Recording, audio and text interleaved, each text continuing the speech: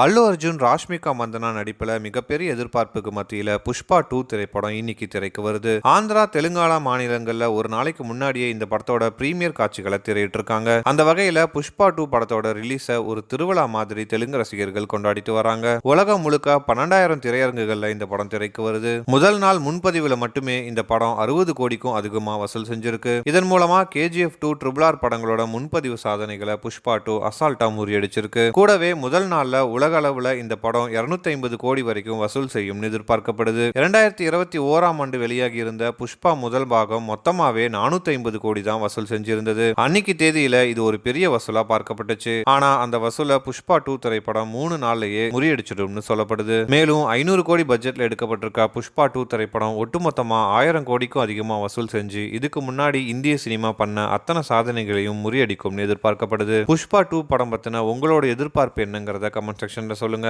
மேலும் இந்த வீடியோ பிடிச்சிருந்தா லைக் பண்ணுங்க. இது போன்ற வீடியோக்களுக்கு தொடர்ந்து நம்ம சேனலை சப்ஸ்கிரைப் பண்ணுங்க.